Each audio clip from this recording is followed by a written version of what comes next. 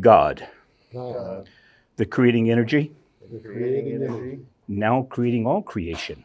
now creating all creation. I am you. I am you. God, God, the creating energy, the creating energy, now creating all creation. now creating all creation. You are me. You are me. God, God, the creating energy, the creating energy, now creating all creation. now creating all creation. You You and I and I are one. are one. All right, let's do it.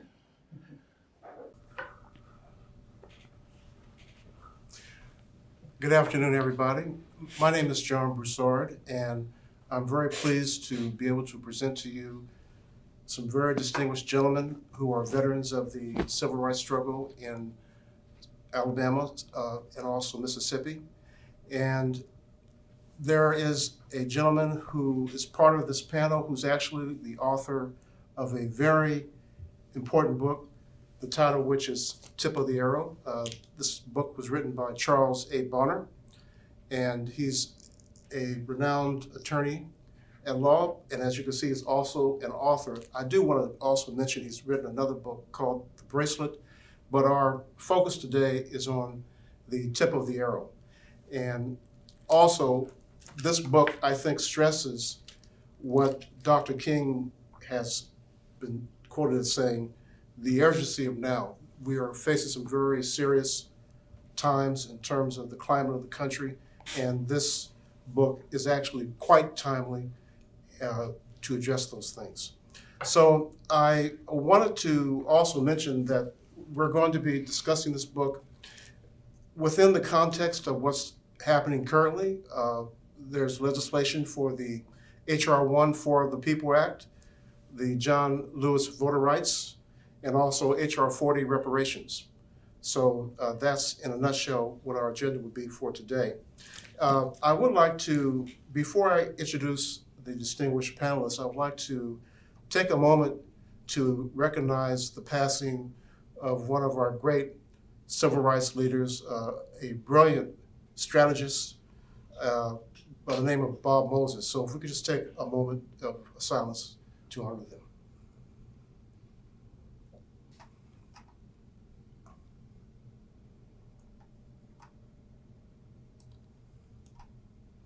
Thank you very much. So I would like to introduce the panelists briefly, and as I said, that will be followed by brief opening comments by them, and then that will be followed by what I'm sure would be a very robust discussion about the topics that I've mentioned.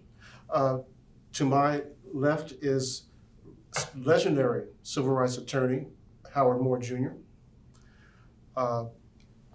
Next would be Charlie Love, who was a former president of the Friends of SNCC in the San Francisco area, and he could, of course, tell you more about his background. We have Stuart House, who was with COFO, I believe that's the Council of Federated Organizations, and also SNCC. He was a coordinator for SNCC in Mississippi. And last but not least is Charles A. Bonner, who is a very renowned attorney, and again, he is the author of this book. So I would like to just begin by once again going around the table and asking all of you to make an opening comment, preferably a succinct one, because we will get into a more robust discussion as we move forward. So starting with Howard Moore Jr. Well, I'm happy to be here. I'm 89 years of age, and I'm in reasonably good health, and I'm extremely angry. And the reason that I'm angry is because we're in a do or die situation. The urgency of now is now. We have no reasonable future unless we mobilize and think through very carefully what we're going to do. But what we're going to do, we have to do it now. There is a raid across the country, forces intended to turn us back to a former century where Jim Crow will look like a picnic. So the necessity of action and intelligent action is mandated at this time. And one of the things that's most alarming is a drift or tendency among many in this country, particularly those of power and influence. The notion that democracy, such as we have had it, we've never had the democracy we claimed that we had, but the democracy that we would like to have is an outmoded concept. And that for the country to progress, according to those who think that way, one man dictatorship or leadership would be preferable because it's more efficient with respect to making decisions and making profit. And I don't think that there is sufficient understanding of how widespread that notion is and what a clear and present danger it is. Thank you. Thank you for the opportunity. I've been in civil rights activities for most of my life.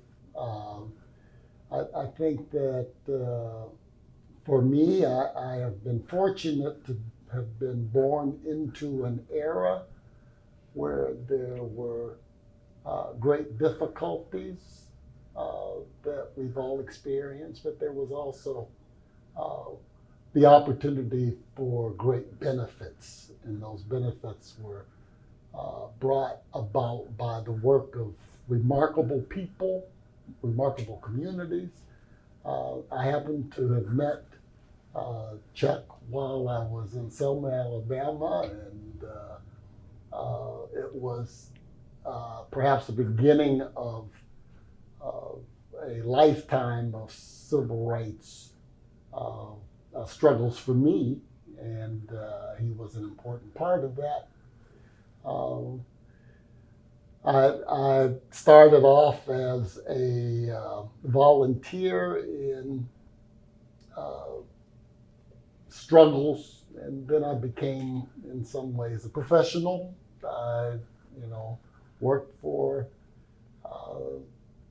SNCC and also for the Southern Christian Leadership Conference, and later became the head of an office for civil rights within the Department of Education, Federal Department of Education here in the Bay Area. So it's been something that, unfortunately, in some ways, I've been burdened with most of my life.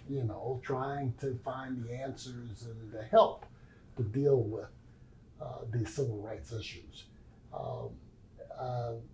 The fight is still continuing, and probably will continue on. Thank you. Stuart House. I was a field secretary and organizer, that's the actual title, in Mississippi first, and then later Alabama, working in Greenwood, Mississippi with the National SNCC office, in Jackson, Mississippi with the Council of Federated Organizations, and then did a short stint with the Free Southern Theater, and did organizing, a lot of voter registration kinds of organizing in Mississippi. And then right after the Edmund Pettus Bridge incident, a lot of us left Mississippi, went to Selma. Actually been to Selma once before with Stokely Carmichael in January of '65, but then back again in March. And then stayed in Alabama, did organizing in Sumter County, Alabama, Greene County, Alabama, and then a little in Lowndes County, Tuskegee, and then finally in Dallas County, where I was the project director after Silas Norman. I met Charles Bonner when he was a teenager, and he was pretty dynamic then and still is dynamic. He was a very committed and young leader in the Selma student movement there. So he was an outstanding civil rights worker as a kid, if I may. I wasn't much more. I was 20 years old about that, 19 or 20. So I was sort of a kid myself. But so I share Dr. I want to say Juris Doctor Howard Moore's urgency, his call for urgency, because it's true. We are at one of those pivotal moments where a lot of the work that we did in those years, in the 60s, leading up to the Voting Rights Bill of '65, has been undone. First by the Supreme Court, by the Chief Justice, basically saying that, well, we don't need those provisions anymore because we don't have to worry about voter repression. That's a thing of the past. And here we are in 2021, where we have 25 states that have laws on the books that have been passed by their state legislatures to exclude people from voting, principally African Americans and Hispanics and young people and old people. There are 300 bills pending in these different states to exclude people from participating. Part of our movement in those years, we talked about the idea of letting the people decide and having participatory democracy and having more people participate in the decisions that affect their lives. And now we have a time where of exclusion, where the rule of the new powers is we want to exclude people from participation. We want fewer people to vote. We want to keep out African Americans and Latinx Americans from participating. It's a complete reversal, and Howard Moore is correct. If we allow that to go forward, we're going to have a very exclusive kind of decision-making government and exclusive society, where you have to be essentially a white male wealthy person and to make the rules and to for whom society will work. We need to move in entirely the opposite direction, and that's not what's happening. So there is very, very serious urgency to this right now. Thank you. Yeah, thanks very much. I'm feeling at least three serious, intense emotions. One, fear itself. On the other hand, I'm feeling gratitude, and I'm also feeling hope. I'm fearful because growing up in the cotton fields of Selma, Alabama, wondering why God was treating us in this fashion, why white kids were going to a brick school and we were going to a little hut that was wooden, bare, no paint, a little pot-belly stove for heat. Why were we being treated if God was a fair God and if we were all God's children? And that motivated me to get involved in the movement when Reverend Bernard Lafayette and his then wife, Codia Lafayette, came to Selma. And so, but I'm afraid that here we are 60 years later, and we're still dealing with the basic right to vote in what we call a democratic country. There's never been a democracy, a concept that originally originated in Africa, in Egypt, with the idea that we were all a part of a creating energy and that God loved us all, and therefore we were all entitled to the fruits of whatever governmental resources there were. The Athenians, Athens, stole that concept, and the Americans bastardized the concept. There's never been a democracy in America. I'm grateful, though, to have people that we have here today Howard was the attorney for SNCC. I knew him perhaps way before he knew me. When I would go to Atlanta and to the SNCC office and hear about Howard, and he was the attorney for SNCC, seeing those lawyers come into court and represent us as kids when we were not allowed to even say to the judge that my mother is Mrs. Bernice Bonner, the judge would yell, "Don't you Mrs. no nigger in my courtroom." But seeing the lawyers being able to talk to these mean judges was very significant to me. I didn't immediately decide then to become a lawyer, but it stayed in the folders of my brain.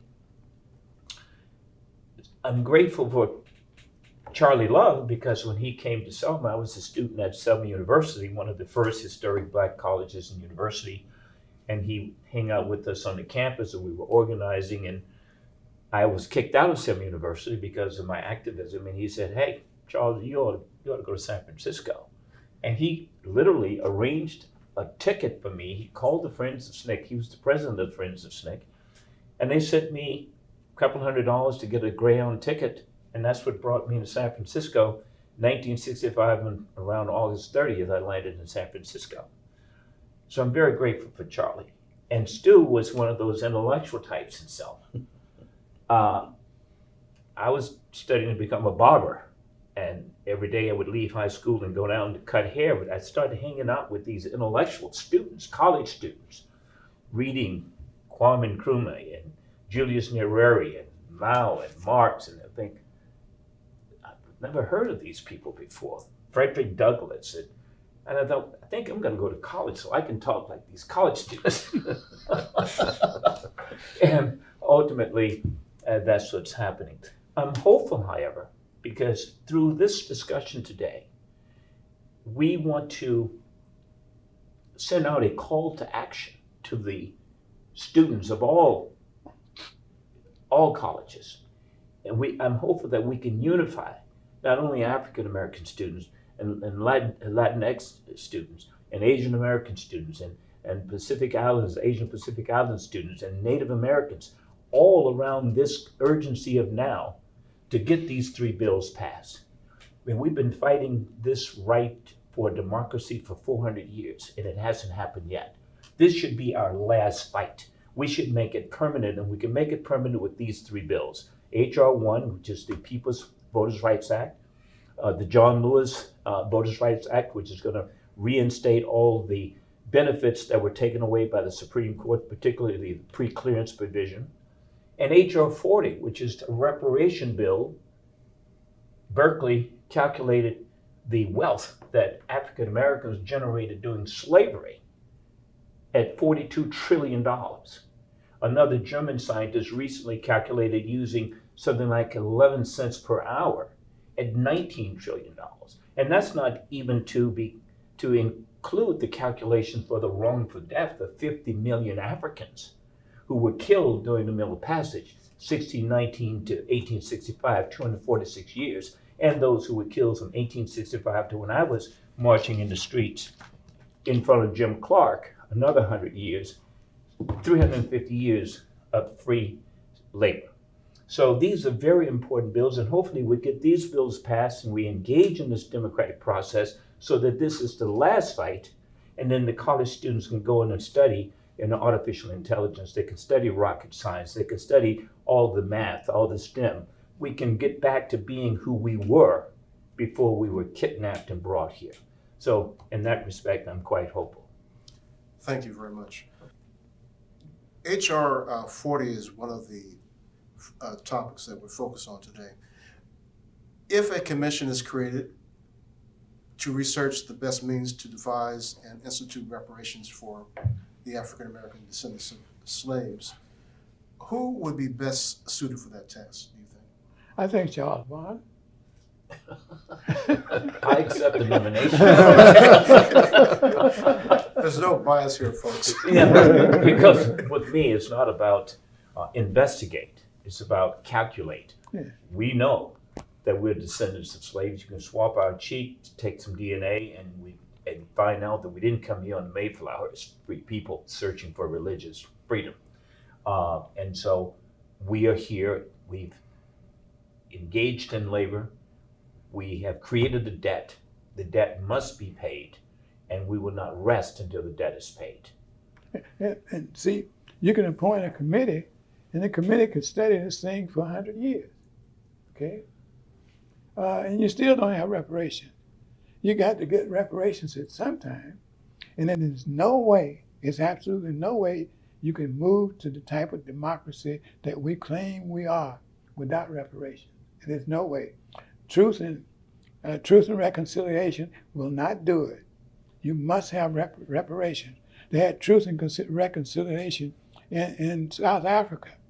And look at the fix that the black South Africans are still in, because there's no reparation. There was very little, if any, restoration of land that had been taken away from the South Africans and such.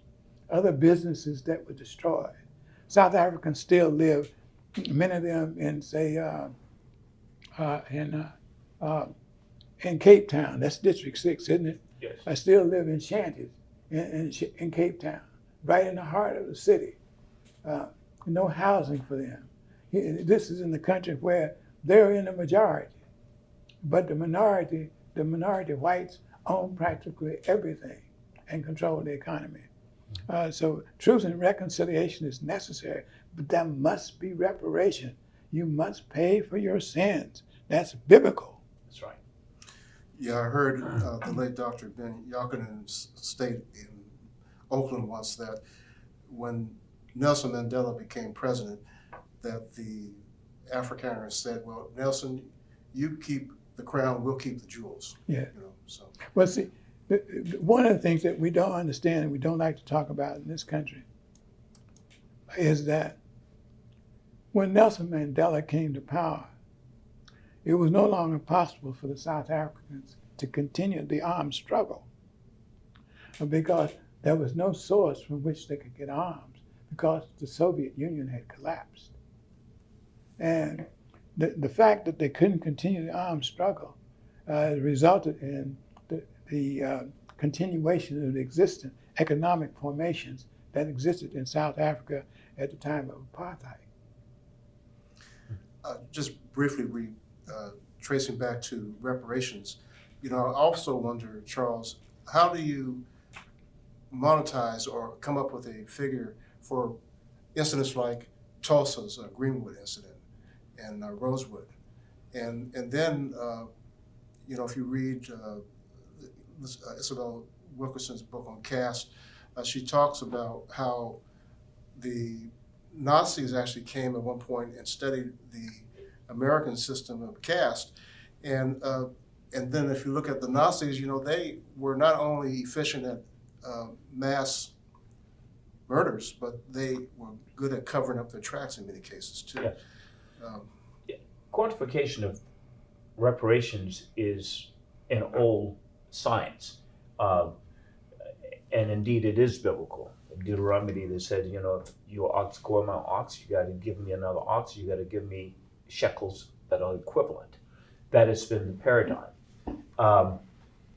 Reparations were paid to the Jewish people before they left Israel. It was also paid to Israel by Germany, by Austria. Reparations were paid to the Japanese who were interned here out there in San Quentin and Santa Rita. Reparations were paid to even Japan and Germany, even though they were the main antagonists in World War II.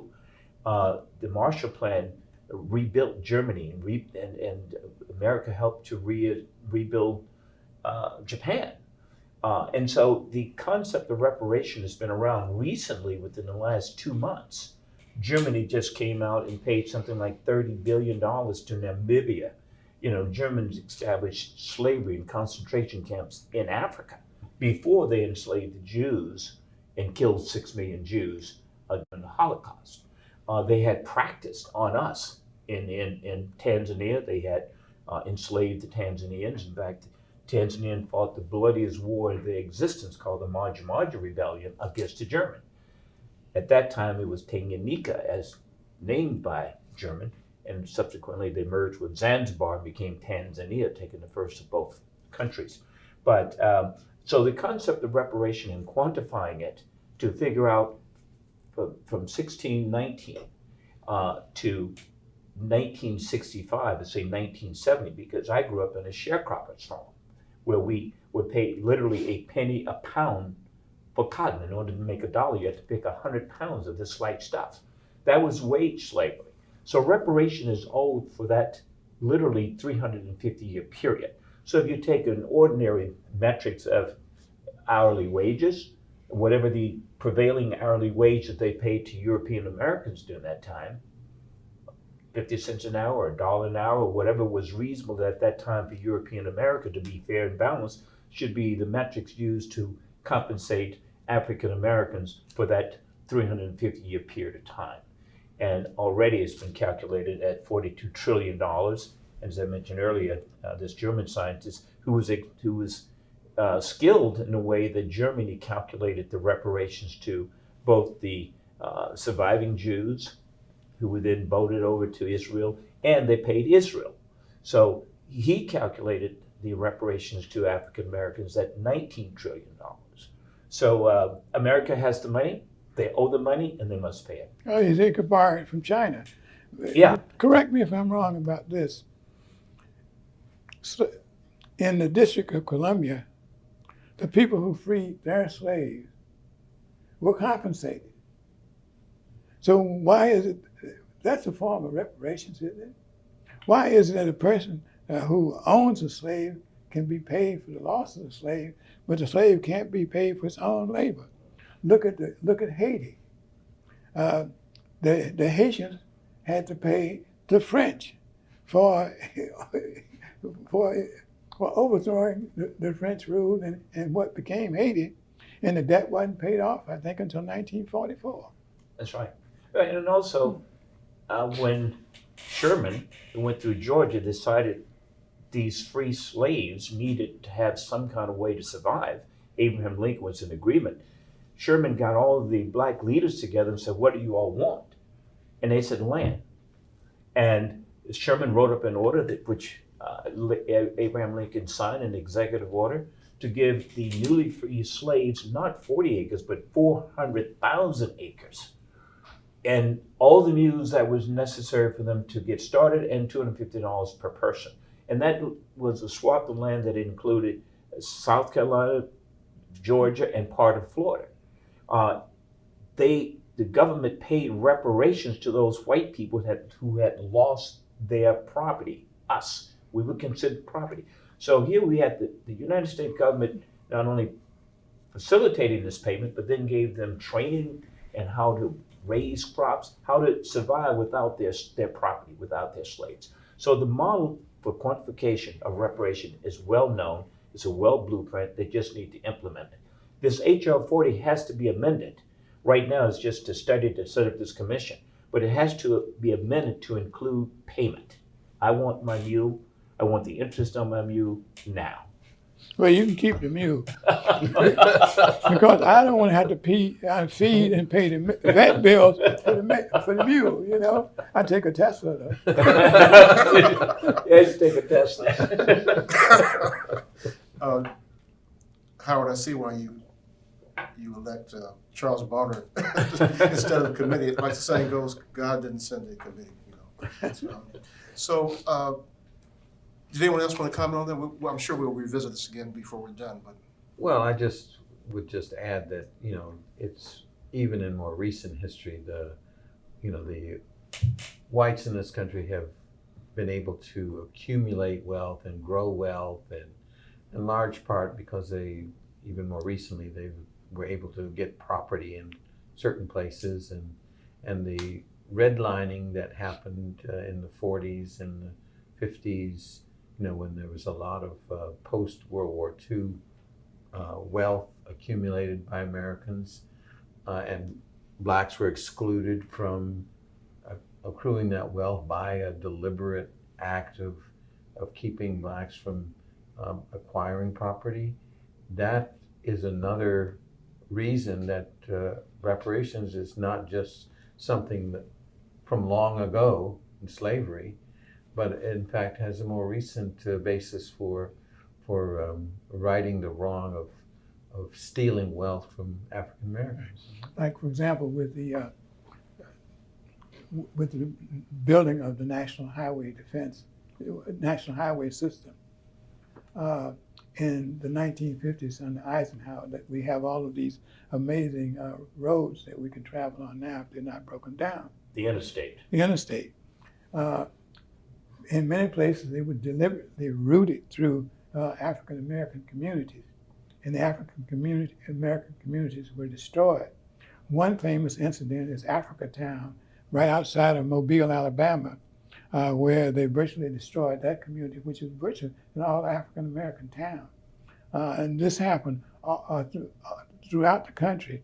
They say that where you see the highway goes straight through, that was probably an African American community to destroy them.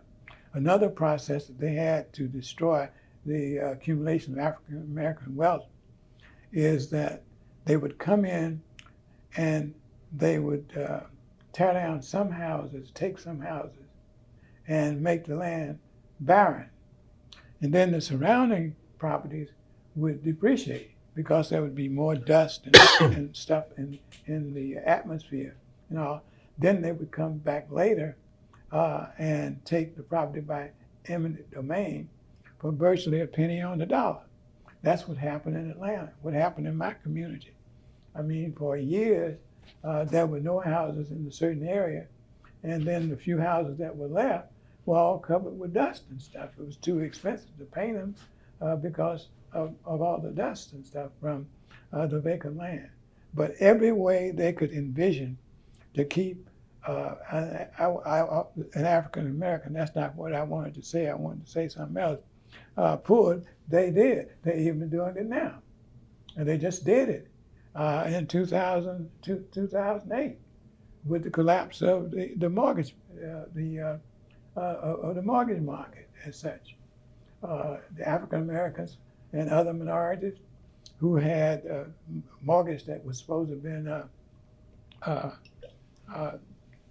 unworthy mortgages as such. That's not what they call them. That's what I remember.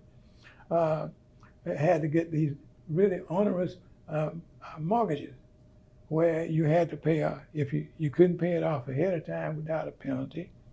Some mortgages were interest only, so you could pay forever. You never own the property as such. And these were always many, many ways of taking wealth. And so you had a lot of African Americans who lost wealth as recently as 2008 and continue to lose wealth now. Stuart House, I'd like to mention that you work for the Council of Federated Organizations, correct? And you were SNCC coordinator, is that correct?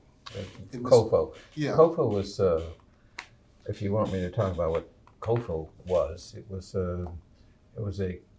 in short, a coalition of the major civil rights groups in Mississippi. Aaron Henry was the kind of president of he was from Clarksdale, Mississippi, from the NAACP, and SCLC and CORE and SNCC were all collaborating for the civil rights work in Mississippi. And truth be told, it was funded remarkably by John Kennedy.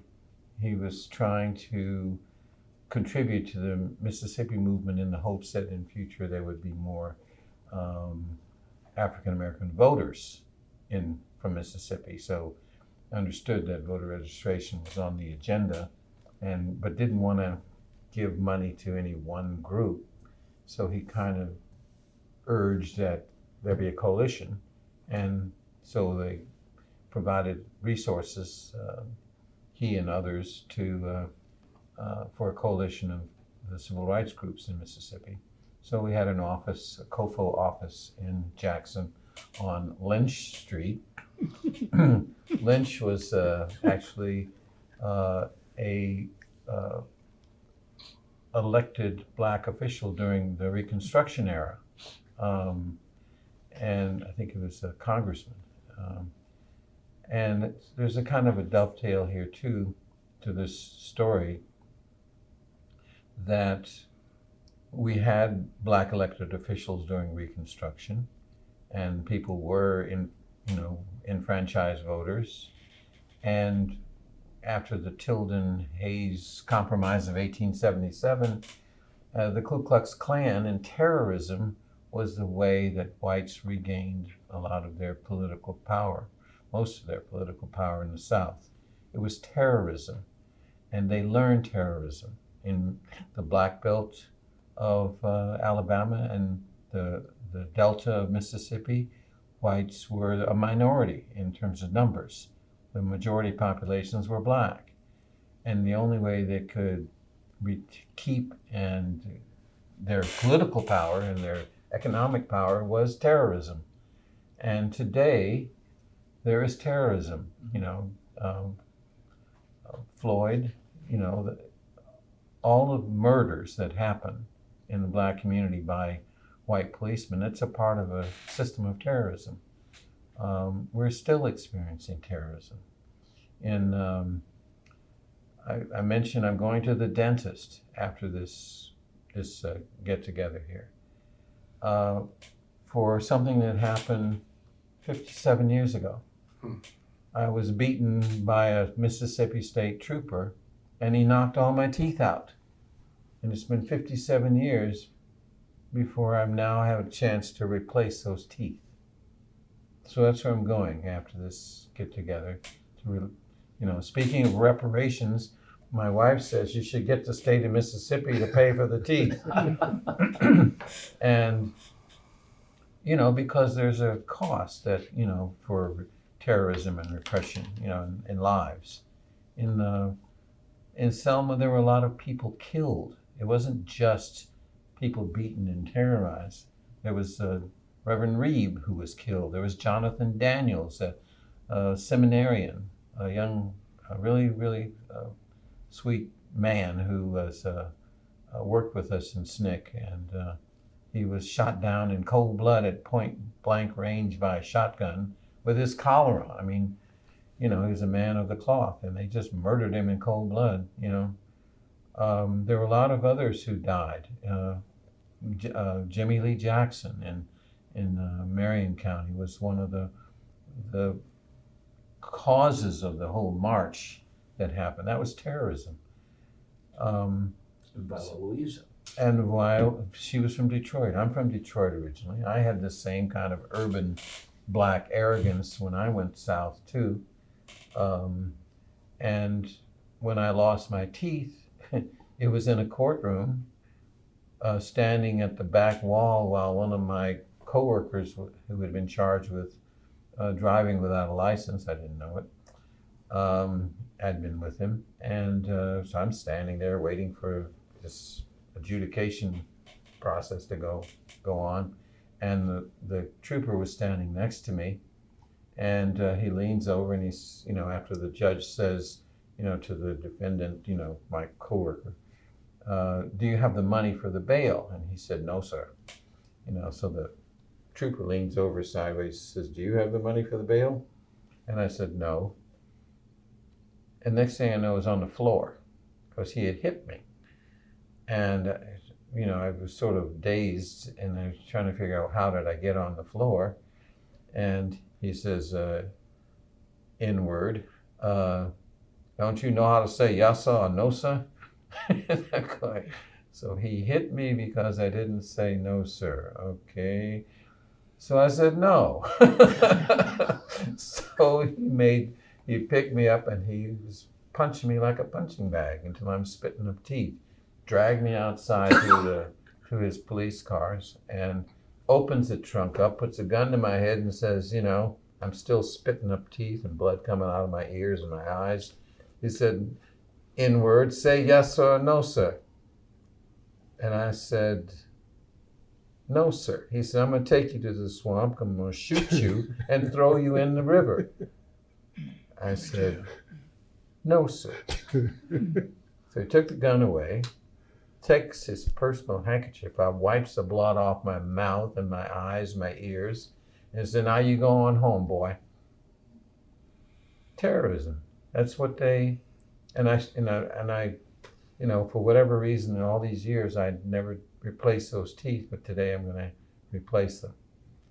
I wanted to talk about the idea that there is, that the voter suppression, the John Lewis Voting Rights Act, the Reparations Bill, the uh, For the People Act, all of them are relevant today, as relevant as they were in the 1960s, as relevant as they were in the 1870s, and that they need to pass. It really is urgent because we are in this backward slide in which if we don't pass it while we still have a chance in the Senate, which is where it's held up, we don't do it now, we may lose this opportunity, and it will not be passed, and we will have more and more voter suppression, more and more white supremacy, more and more terrorism, of the likes of the January 6th attack, because they're out there. They're hell bent on keeping their position of privilege and advantage. So this is about white advantage, not just white privilege. The advantage of being able to control the political and economic system of this country by excluding, not just, and I've said it earlier, African Americans and Hispanics, and young people, but also, poor people. They don't want, poor people to participate either. So it's not just, racial. It is also economic. It is all about power. But we, as African Americans, are an easy target. We're always have been, and this is a pivotal moment in history we've got to respond to. I'm going to leave it up to you if you have time to answer this last question. Sure. Getting back to your work with the late Congressman John Conyers, would you care to offer any insight into how we might achieve the passage of H.R. 40, drawing back from that experience, and also what's going on currently? Well, like a lot of bills that have passed, and I actually did work both for the U.S. Congress as well as for the Michigan Senate. I was administrative assistant to the president pro tem of the Senate, and I'm totally familiar with the legislative process, both the state level and the federal level. And I worked in government in the city of Detroit too. So, but like a lot of things, you need that groundswell of support. We've managed to get a lot of things accomplished in this country. Particularly now we have the social media. We need to get that groundswell of support, particularly in those areas where their legislators are vacillating. If it's Mnuchin, I think his name is, in West Virginia, there needs to be, focus to get his constituents to support it. He needs to get it that, that there's enough popular support for something. It's no joke to have people write their congressman or call their congressman or call their senator. You get enough of that kind of groundswell of, contact, and so our effort, if we want those passed, is to get as many people out there as possible. And I would recommend social media to get that message out so that everyone is on the same page and says, we have to do this. And, you get it and you focus. It's not just, across the entire landscape, but you're focusing on those folks who are swing in their vote or consideration to push them over the edge in the right direction. It is also important to get the president on board. You think about how reluctant Johnson was to support the Voting Rights Act, but it was the groundswell of support from a lot of different quarters, but also very popular support that was accentuated by the march from Selma to Montgomery. That all over this country. And the same with the Black Lives Matter in the wake of George Floyd. There was so much popular, support for change, that came from every quarter. You had at the march, you had Greek Orthodox Church, you had the Catholic Church and the nuns and the Episcopal Church, and you had the Baptist Church, and all of these. It wasn't just the religious community. You had people who were from every quadrant. From on the left, there were communists, there were socialists, there were people who from every quarter, kids. The story I tell when I talk to kids about the movement is to say that Cheyenne Webb, who was like 10 years old or something like that, or 6 years old, she went across the bridge, she marched, and there was the West family, all of the West kids who lived right next to Brown's Chapel. All those kids were there and involved and were passionate. That's who we need to get involved. That's right. At every level, kids, teenagers, college students. There's a lot. There were college kids from all over this country who supported the march, and who also supported the Freedom Summer. That's who was comprised of, college kids. So that base needs to be broadened, and we need to focus on the few votes that we need to make that happen. It's not a lot of votes. We got more or less 48 to 50 votes if we can just push them over the line. Charlie Love, you made a comment in the tip of the arrow, and in the form of an analogy of the spear itself in relations to how, let's say, veterans like yourselves would support the youth of today. Would you mind sharing that analogy that you had revealed in the book? I think in the entirety of the civil rights movement, including even Montgomery, where you had people who would not ride a bus, the black women of Montgomery who decided that they would take risks that nobody else would take in order to bring about change. Is something that is often not just impressive, it's heroic. It's heroic. Somebody has to risk something. And I think all of the great movements in history have an element of that heroism that is a part of, it's not just doing something that is comfortable and easy. Sometimes it requires a risk. And one of the things that we have as part of the history of the United States is that with regard to civil rights, so often it has been the young people who have taken that risk. Maybe it's because they could. I think that certainly in Alabama and Mississippi, where they had the COFO summers and the SCOPE summers, you had young people who had not been invested in the responsibilities of life, who had time and opportunity to put their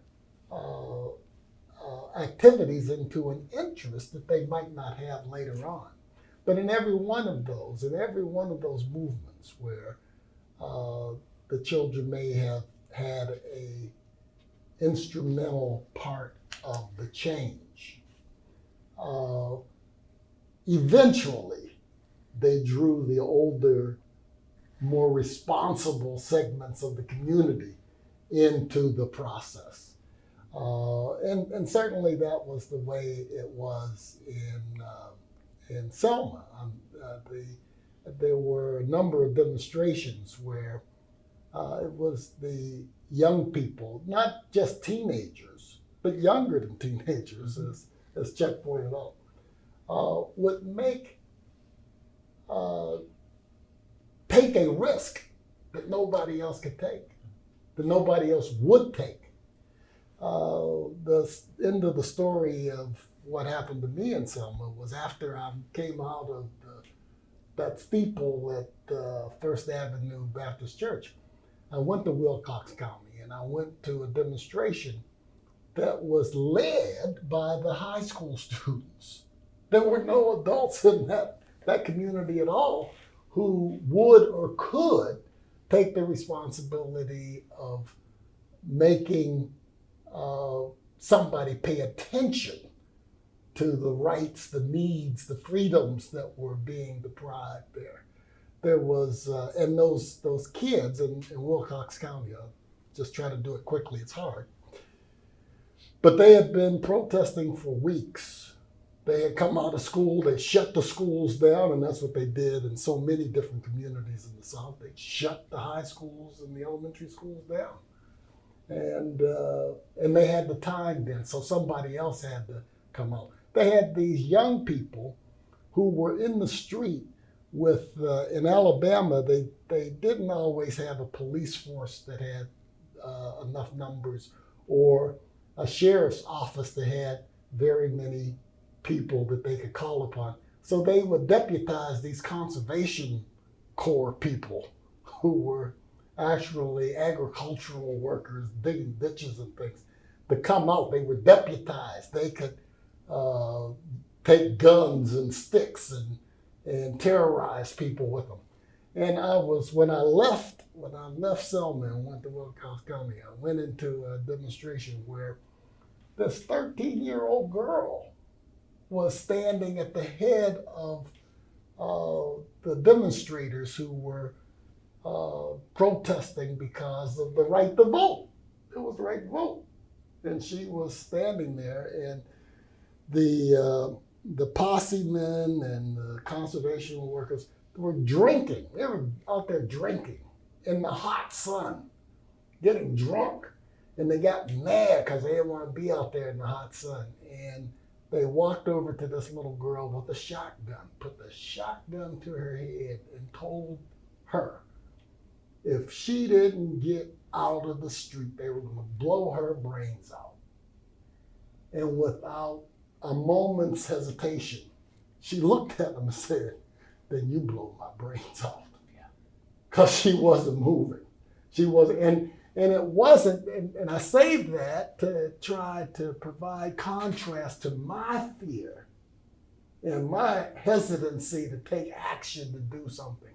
And that child's ability to not only understand what the outcomes might be, but be willing to risk her life, not for herself, but for the community. And that posse man backed off. He could not do it. He could not do it.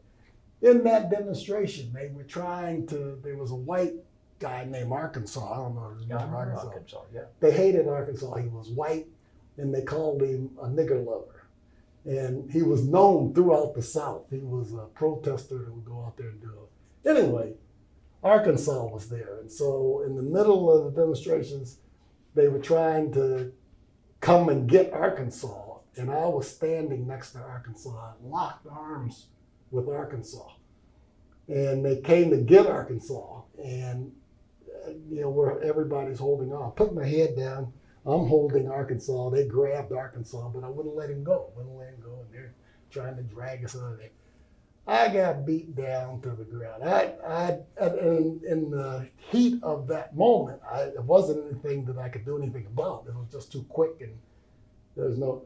But they backed off, and I was getting up off the ground, and I was looking at the ground. And I could see all this stuff on the ground. And when I stood up, people were backing away from me, and they had hit me. They had busted my head open, and there was this blood gushing all out on the street and everything. And it was, you know, and down my face, and it just looked terrible. I didn't feel anything actually. It wasn't that kind of. But it was important for me to understand that being in Wilcox County, seeing that young girl, remembering how fearful I was and how difficult it was for me to find some kind of peace after I had given up my heart and soul to white racist segregationists. To be there in that moment and realize that I could be made whole, I could be made stronger than I ever thought I could be because of the example and the sacrifice that a 13-year-old girl can make. My name is Charles Bonner. I'm 17 years old. I'm a student leader for the Student Nonviolent Coordinating Committee. On September 16, 1963, we had demonstrations here in Selma. We had student leaders at the high school directing kids not to go to school, but to go directly to the church. We assembled at the church about 9 a.m. We had sit-in demonstration that morning. Well, there was some violence that occurred. There were 4 arrests, and we didn't want these kids to be lonely in jail. So we planned a march that afternoon. There were 77 that marched this afternoon, March 16th, that afternoon. They were arrested and stayed in jail for about 2 weeks. I wanted to move towards closing remarks. Charlie? When I look back over my life and the things that triggered events that got me involved in the civil rights movement, I think back to the 50s and the lynching of Emmett Till. And he was a boy about my age at the time, who was picked up by evil people and killed just because he was black and because he would not submit to the evilness of the people who were trying to change him. That Emmett Till picture and the story of Emmett Till, I think, was a catalyst that inspired many young people, because right after that you had not only the bus boycott in Montgomery, but you had young people starting to take action that had never been taken in that way before, in the sit-ins and the freedom rides. Back in 1963, you had Dr. King in Birmingham with the Children's Crusade, where young people came out and filled the streets and said that they were going to stay there until changes were made. And they did. And it didn't matter whether they were gassed or water was poured on them, or they were beaten, or the dogs were let loose on them. The strength and the heroic attitudes of those young people were inspiring, and resulted in the '64 Civil Rights Act. And the civil rights movements that came after that were also movements that involved young people who took actions that most of the world looked at and thought of as being incredible. Young, not only young black boys and girls, but as the college students got involved, young white boys and girls put themselves in harm's way in order to bring about changes. And there's just something about that activity or the commitment that those young people take that made people pay attention. Even today, when we look back at the George Floyd murder, one of the most inspiring parts of that episode were the young people who were there, who were called to testify and talk about what they saw and how they felt. And there was a power of truth that they spoke that other people weren't credited with. You know, there was always questions about what they were feeling or doing. But when those young kids talked about what they saw and how they felt, everybody was touched by that. I think that there are contributions that all of us can make to the civil rights movement. And they're, whatever they are, they're good. But I think that there is something that is inspiring about young people who haven't been contaminated with life and drawn into a whole lot of other things, who see things more clearly than a lot of other people, who represent not only the life that they see, but the life that they will develop that has a power to it that other things don't have. And I think that it has been up until now, and it will continue to be, that if we can get young people to move with the kind of interest that they have shown in the past, things will change. Things will change. Thank you. Final words, Charles. Yes, the reason we started off with that spiritual affirmation was not a prayer per se, where we're not asking God to do good things for us, but we're just affirming that we are one with the power of the universe, one with the spirit of the universe. That was the engine of Dr. King. That was the engine of love. That was the engine of the movement. The astrophysicists tell us that the universe started about 13.7 billion years ago, when protons essentially collected so densely that they were the size of the dot on top of an eye, until they reached that critical mass at delta V, they call it in physics. And then there was this eruption. And this eruption went on, and all of these particles just ultimately cooled down, and one of those rocks was this Earth. And we know we then stood upright in Africa in Olduvai Gorge and populated the Earth up through Ethiopia and up through Arabia to the left, to Europe, and to the right, to Asia, and all the way down through the Bering Straits, all the way down to Chile. We know that we are one people. We are one race. We are all brothers and sisters. Young people understand that spiritual purity, and now I believe they have this spiritual imperative to lead. August 7th is going to be Saturday. That's going to be the 57th anniversary of the Voters' Rights Act. It was young people who brought that about, as we've mentioned. And the older of us, older people, seem to have lost that spiritual purity. But young people still have it, like that young girl who said, you know, you can just go in and blow my brains out. I mean, I'm standing here in front of a man who was literally beating black folks up every day. I'm 17 years old. I have no fear other than I have to do this. I may die. That's always a possibility, but I am at this juncture spiritually pure that I must do this because it's the right thing to do. That is why the children have to lead. They have that spiritual purity, and therefore they have a spiritual command to lead all of us. And so we want to just, again, reiterate the urgency of now for the children to lead. The Black Lives Matter movement showed us that kids are ready to be led. They're ready to get involved around the world. We had kids in Mexico, kids in Japan, kids in Europe, kids in Korea, all holding up signs, Black Lives Matter.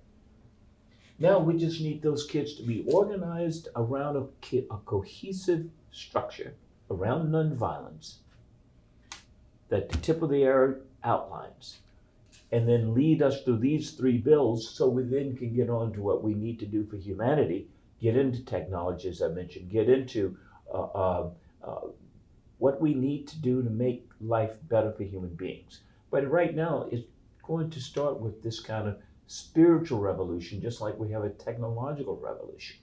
The last comment, Howard and I in 2001 were delegates to the United Nations uh, conference on on a world uh, legislative act to allow countries and peoples to complain about discrimination. It was WorldCar. It was in Durban, South Africa. We were delegates to that.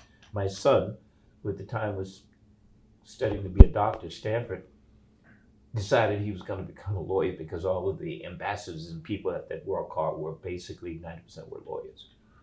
But we saw all of these oppressed peoples, including we used to call them gypsies, but now they're the Romas. All these people on this planet, on this little rock called Earth, crying out for justice, crying out to be recognized as human beings, crying out to not have the foot of oppression on their necks. And we're still there. These 3 bills that are pending is just a reflection of what we have to do as the next step. We still got a long ways to go to recognize and to implore, to demand that humanity recognize the commonality of all of us. We're one blood, one people, one race, and there's one love, and there's one creating energy in the universe, and we are it. Thank you very much. I just want to again thank all the participants, Howard Moore Jr., Charlie Love, Stuart House, and Charles A. Bonner, the author of Tip of the Arrow. And I would also just, on an aside, encourage all educators especially to obtain this book. It would be excellent for the secondary as well as there's certainly primary school applications as well. So again, with having heard everyone's final remarks, thank you so much.